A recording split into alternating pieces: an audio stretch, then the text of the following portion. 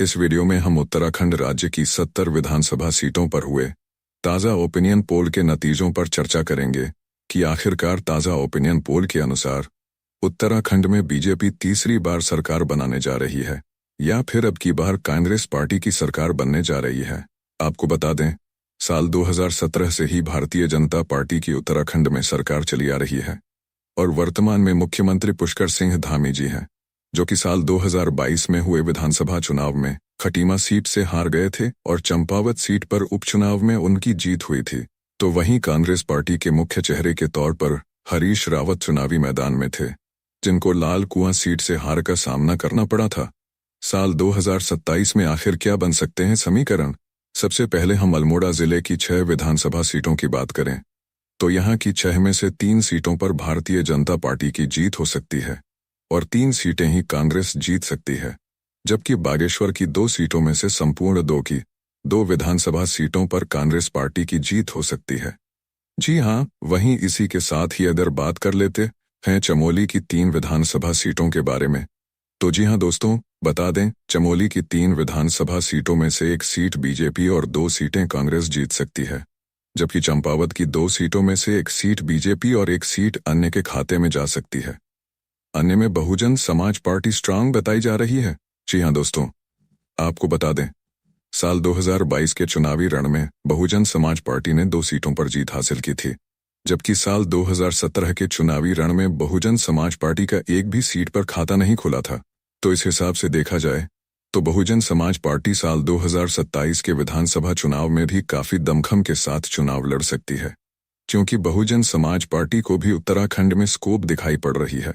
जी हाँ, वहीं दोस्तों, इसी के साथ अगर देहरादून की बात कर लेते हैं तो 10 विधानसभा सीटें निकल कर आती हैं, जिसमें से 3 सीटों पर अब की बार बीजेपी चुनाव जीत सकती है।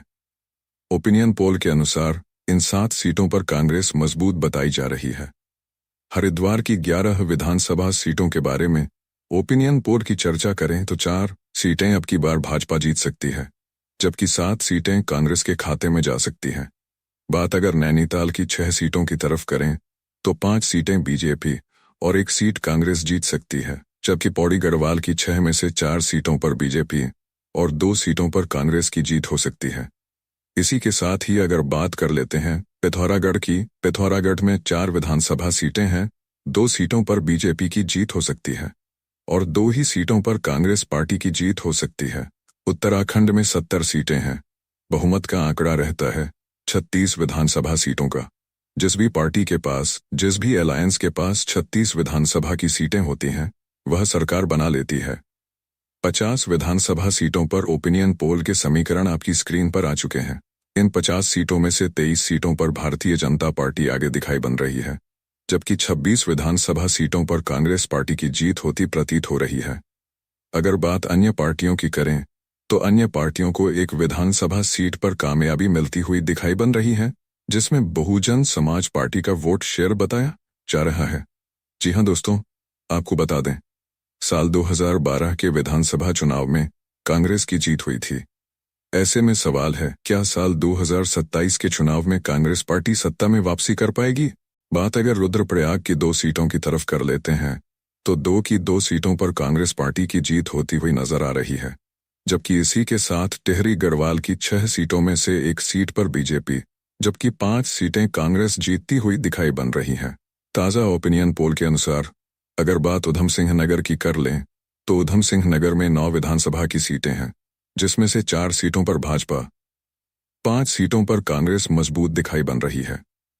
बात अगर उत्तरकाशी की करें तो जी हाँ दोस्तों, बता दें उत्तरकाशी की 3 विधानसभा सीटों पर देखा जाए तो 2 सीटें विधानसभा सीटों पर देखा जाए तो 2 सीटें बीजेपी जीत सकती है।